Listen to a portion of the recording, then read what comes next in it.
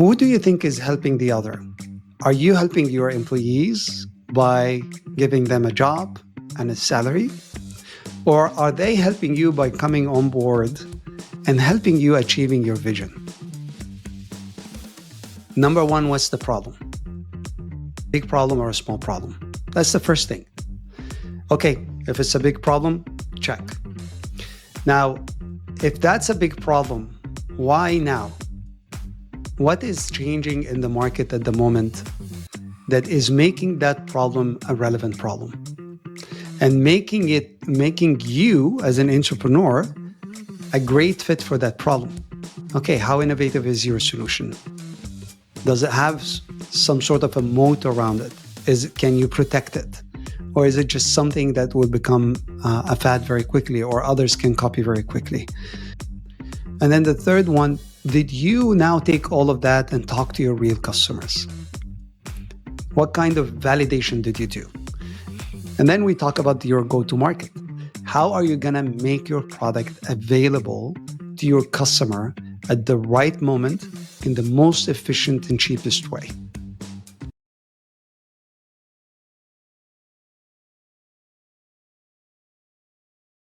Hello and welcome back. Our guest today is Dr. Mohamed Ahmed. He is the CEO of Boundless Founders Community and Startup Accelerator. He joins us today to speak about what he knows very well and what he does for a living, which is coaching tech professionals and guiding them to build a thriving and successful career as an entrepreneur. He's been an engineer who transitioned into entrepreneurship, so I'm pretty confident he has quite a lot of gems to share with us here today. Let's speak to the star of the show himself. Hello, Mohamed. How are you today? Hey, Newton. How are you? I'm doing great. It's great to be here with you today. Mo, I would like to make an exception for this episode and just start off on a very, very light note by asking this. What is your favorite movie of all time? Favorite? Movie What's my favorite of all time? movie? Yeah. Oh, wow. Okay. You took me by surprise. We wait. Let's see. Actually, my favorite movie is Inception. It's a really, it's a really great movie that makes you think about time and our existence and how sometimes reality get confused and dreams get confused with reality and so on.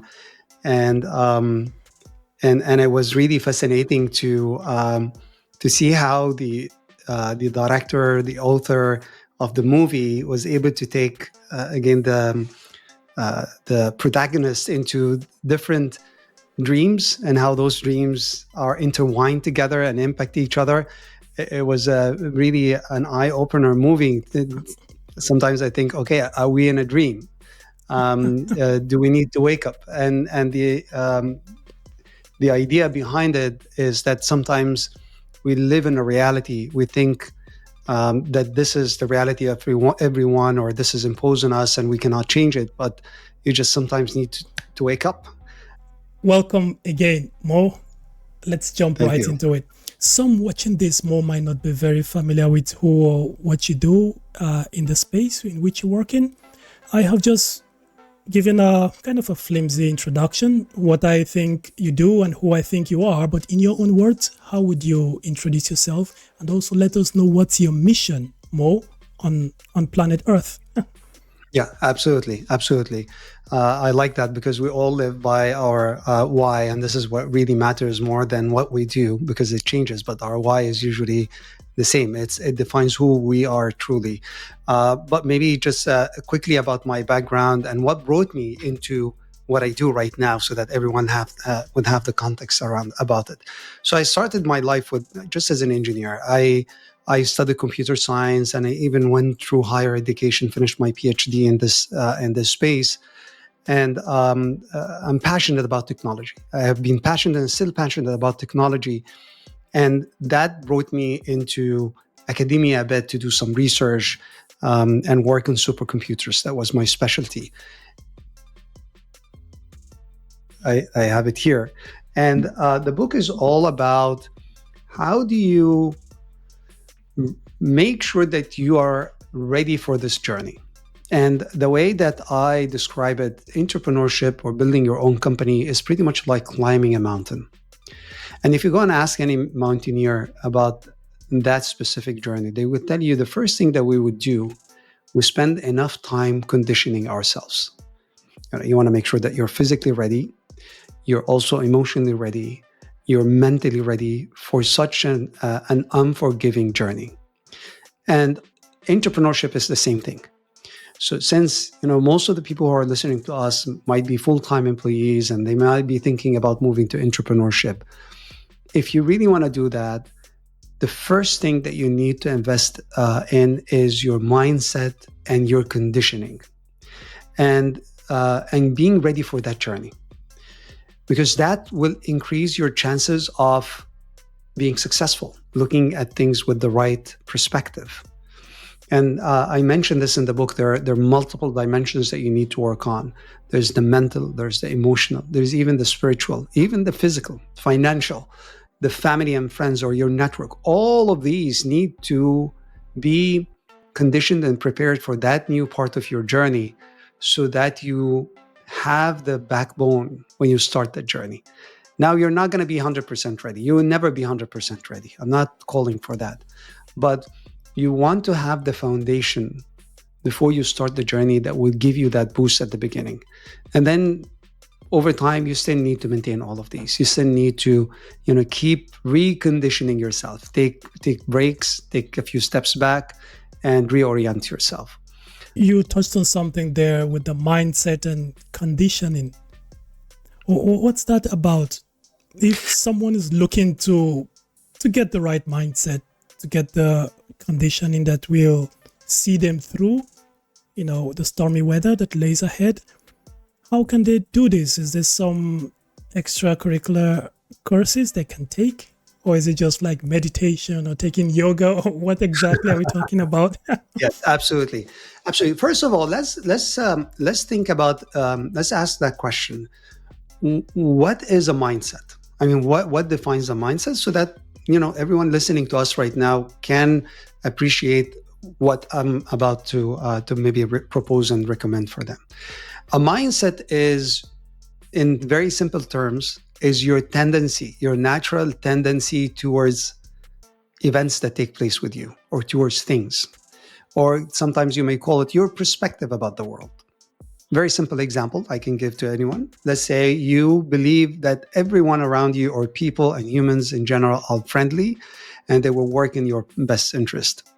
So if you're walking downtown New York and someone tells you, "Good morning," a stranger, what would be the first thing that you would respond with? If you have that mindset, you're going to smile back and say, "Good morning. How are you today?" Right? But if you have the mindset of, a negative mindset that everyone around you probably are hostile, or they want something from you, your response is going to be different. When a stranger tells you, "Good morning," the first thing you're going to say, probably you're not going to give them an eye contact. You're going to tell them thank you, or even not to respond at all, because you have a different tendency than the first one that I just described. That's your mindset. Okay. So there are different mindsets that you need in that journey. And again, I talk about them in the book, but really quickly, there's definitely the growth mindset, the first one that you need. And I lacked that at the beginning. There's definitely the abundance mindset. There is the challenge mindset. There are multiple mindset that you need to have. Now, to your question, how do I develop those? Those, it first comes from being conscious about yourself, conscious about how you think about different, aspects and perspective, and the perspective that you have about the world.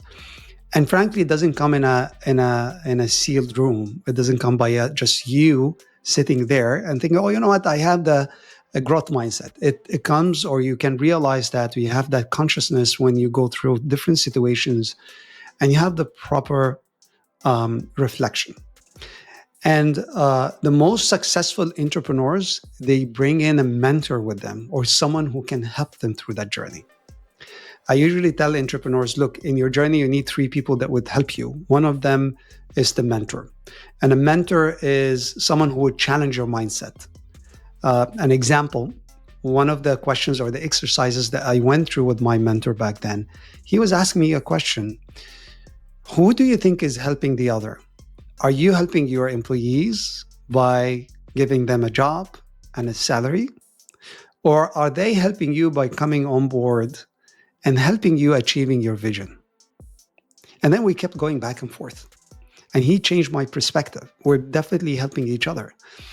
So that's a mentor. That's a mentor who can, or an effective mentor who can look at your tendency and your mindset and help you, through that. I'll be keen to understand how one can go about finding a great mentor, because that's a huge challenge for many. And many today are very expensive, and it's very hard to find a good one. So if you were just quickly, so I don't derail you from your nice explanation there, if you were to give some tips on finding a good mentor, what would that be? Yes, absolutely. Look, you're going to find the mentor when you place yourself at the right environment or where you're likely going to find a mentor, like engaging with communities, whether those communities around you or virtual communities and mastermind kind of also communities online that would help you to be part or among the ones who are thinking differently. That will be your best chance. If you're let's say in the US and in the West Coast, I would encourage you to go to the Bay Area and form connections. And then over time, you're going to find a mentor. You can in my point of view, you do not need to do that explicitly. You do not need to, I'm going to find a mentor before I co-found my company. In your journey, you're going to come across different people. Some of them can be your mentors, whether in an intentional way or non-intentional way.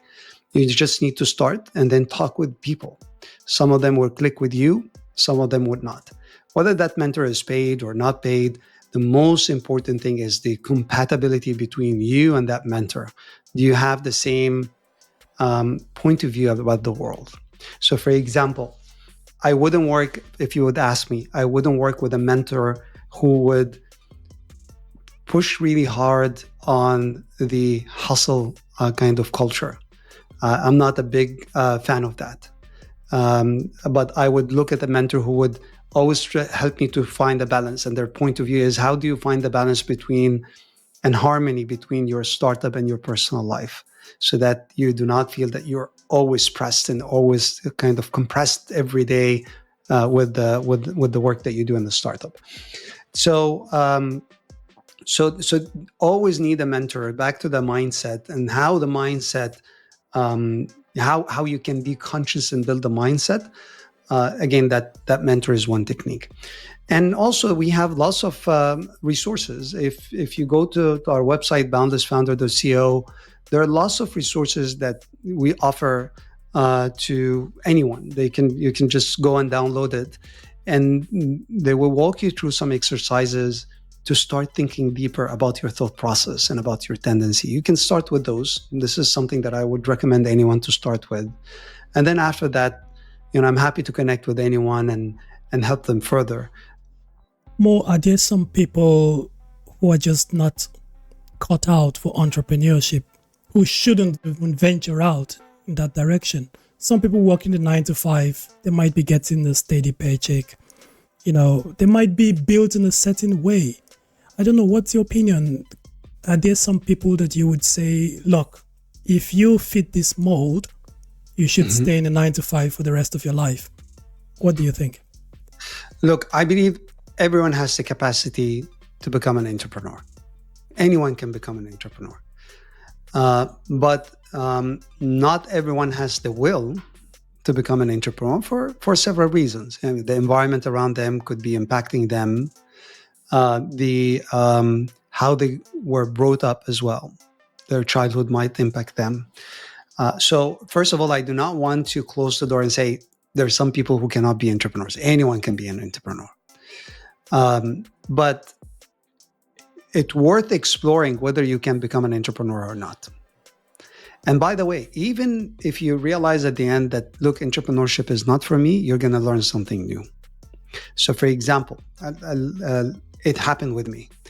After setting my startup, I decided to work in the enterprise for a bit and just, again, see myself, how am I going to do in big companies? And I joined Intel at a certain point. And I realized a few things. Entrepreneurship made me look at the business. Entrepreneurship made me move faster than everyone else around me. It made me also with a stronger backbone and have stronger opinions. So even if I just completely failed in my startup, let's assume that happened and I did not sell it, those are qualities that I got as a result of that experience. And I encourage a lot of people to go through that. It will help you a lot in your corporate life. You're going to move faster. You're going to endure, more hardships better than before. So that's one thing. Well, you do not need to become a full-time entrepreneur to see whether you're an entrepreneur or not. You can test it. You can try a few ideas and study entrepreneurship and try it yourself part-time. Because you're not going to know whether you can do it or not unless you try it. I would say this is what I tell everyone: do not self-reject, right? A lot of people reject themselves, right? They say, I can't do it. And they just go back to the normal. And then later on, they may regret it, not because they did not become an entrepreneur, but they are going to regret that they did not try. From your experience, what is one of the worst advice you see being given to aspiring tech founders today? The worst advice that I've seen so far is you do not really need to care about the business. Just go and build product, get users, and do not think about making money. And that's one of the biggest mistakes that I see. Look in the Silicon Valley. I get the idea that they want the entrepreneurs to move fast and innovate, which is good, and we need that. But you want to innovate with a purpose. You innovate because you're trying to build a business at the end of the day. And a business is, think of it as a machine that you give it $1 as an input, you invest in it some money, and then it gives you double that amount from the other side. But if you build a machine that takes $1 or $2 and output nothing at the other side, then that machine is broken. You're not building a business. And I'm encouraging all entrepreneurs to think as early as possible of the business. This is the only thing that would verify whether your idea is a great idea or not. You may have lots of customers and users happy to use you as a free tool, but when you start asking them for money, they're not going to pay you. And then after spending years on your idea, trying just to grow the base of free users, you're not and try to make money and not able to try money, or maybe asking them for some money and you get negative responses. That's a waste of time. So I always encourage entrepreneurs to try to make money as early as possible. You do not have to be net positive, but ask for money. This is what would tell whether your product is really valuable or not. Let's say an enthusiastic client comes to you with some startup idea and he asks you to look at his idea, assess it, and basically just wreck it, find holes in it and just destroy it. Where would you start? Just briefly, what would you be looking for? How would you identify an idea that's just garbage? Yeah, absolutely. We follow the same actually mindset or thought process of VCs. There are lots of VCs that really have a good process that we incorporate into that. Number one, what's the problem? Is it a big problem or a small problem? That's the first thing. Okay, if it's a big problem, check. Now, if that's a big problem, why now? What is changing in the market at the moment that is making that problem a relevant problem? And making you as an entrepreneur a great fit for that problem to fix it. You have a special insight or you have a special skill that would, or experience that would make you one of the best people to solve that problem. Now, the third thing that we look for, okay, how innovative is your solution? Does it have some sort of a moat around it? Can you protect it? Or is it just something that will become a fad very quickly, or others can copy very quickly? Now, I'm not saying unique, because uniqueness is an illusion. You cannot. There's no such thing. If you're thinking of a great problem right now and a great solution, probably there are hundreds of people doing the same thing at the moment. So, do not think that. I do not believe that you have to have a unique, problem or solution. That's not what we're looking for. But do you have an innovative solution? And then the third one, did you now take all of that and talk to your real customers? What kind of validation did you do? And we dig into that. Okay, how many did you interview, or did you verify the idea with? How did you do that? Did you build a prototype? Did you ask questions about the problem? Do you have some observations in the market, and then you went ahead and validated that with real humans, and you have their names and you talked with them, face to face? If you haven't done that, that's not something that this give me a negative indicator, because entrepreneur means that you need to talk with people. You need to talk with your customers. If you haven't done that, anything that you've done, worth just a dime, I would say. Doesn't worth much. Once it's tied, because it's just an idea. And I'm being generous, because they say in the Silicon Valley, it doesn't worth a dime. So I'm saying your idea, just one idea worth a dime. So, and once you get to talk to users, now you start to making it worth millions of dollars, because now you have an insight that others did not have in the market, because you talked with people and you validated the idea, and so on. And then we talk about your go-to-market. How are you going to make your product available to your customer at the right moment in the most efficient and cheapest way? This is very important. This is what's so-called the go-to-market. And then we basically ask, how are you going to build it? Did you really think about all the engineering and business complexities of that? This is the framework that I usually use with any entrepreneur when we discuss their ideas. And it's the same framework that we use to continue to build their idea. We just repeat and iterate over that. Okay, show me the problem again. What did you learn about your engagement with your customers? Show me, how did you refine your solution? How did you refine your go-to-market, your traction, and so on? And we just keep iterating over that. And again, it's not something complex. This is how startups and companies work. You keep iterating over these very, very quickly, until you catch or latch on something that everyone loves. And now you have an idea that's worth billions of dollars. Yeah. More now you have been successful with the businesses you worked in. But let's say, hypothetically, you lose all the connections you currently have. You have no audience at all, and you have to start from zero. What would be your very first move? Did we get that mentor? Or what would that be? The first thing is finding those who need help. And I usually would go and work with even people who are the closest to me in my network. And this is how I started that whole community, by the way. When I was writing my book, I started sharing some of my framework, aspects and steps with my friends who are becoming entrepreneurs.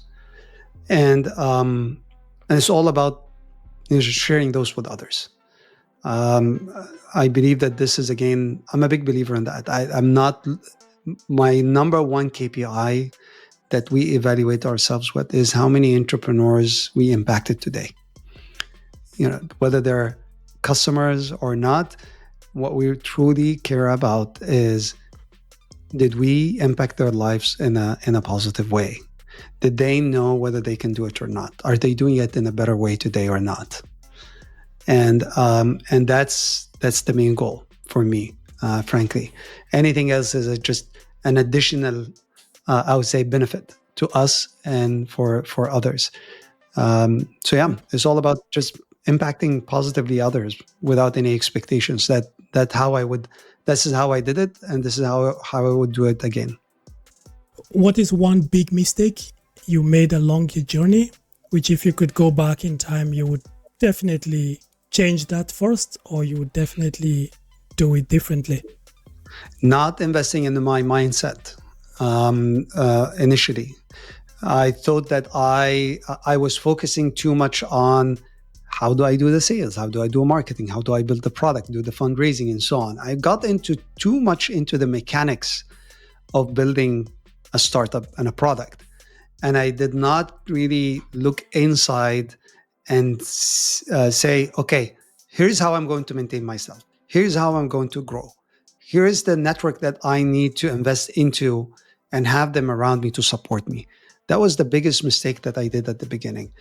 And I read lots of books about, again, entrepreneurship and business and sales and marketing, and I couldn't find books that truly address that specific aspect of entrepreneurship.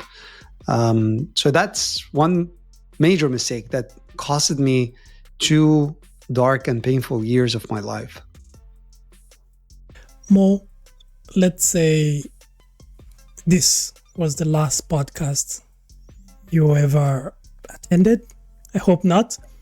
But then if this was the last podcast you ever made an appearance on, and you wanted to leave the viewers with one final truth that they should remember about starting their own company or about becoming an entrepreneur, a successful one, what would be this one truth that they should take away and remember? That's a great question.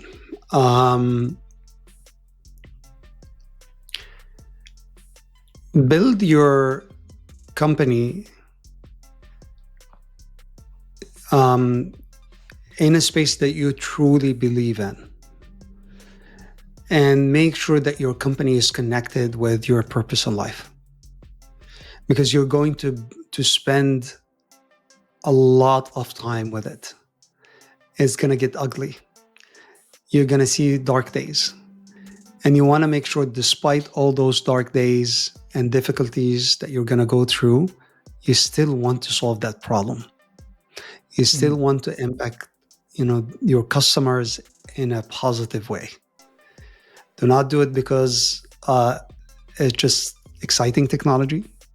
Do not do it because others are doing that. Do not do it because you want to get rich.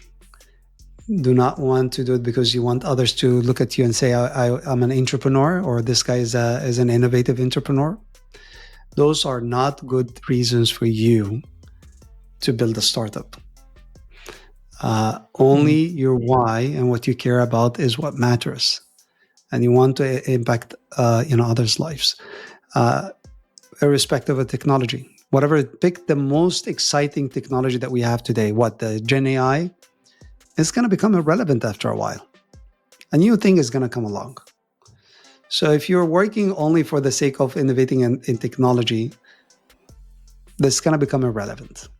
Right. And that's why I was able to pivot from one space to another, because we cared a lot about impacting developers and software development in general.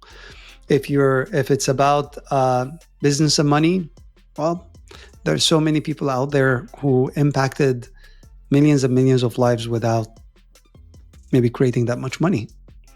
So that should be your North Star. That's my biggest advice to anyone. I would say my last advice to anyone. Thank you so much, Mo, for coming on the show. Thank you for taking some time out of your busy schedule to be with us today. It was a pleasure chatting with you. Absolutely. The pleasure is mine. And thank you very much for having me, Newton. What's the best way anyone looking can find you? Is it LinkedIn? Is it your website? Yes, absolutely. Anyone can find me through our website, boundlessfounder.co. You're going to find all our contact details there. And of course, I'm on LinkedIn, Mohamed Ahmed, F as in Frank. And you're going to find me easily on LinkedIn, or just Google me. You're going to find me as well. On that note, we bring this episode to an end. Don't forget to like, share, subscribe, and all that good stuff. Until the next one, cheers.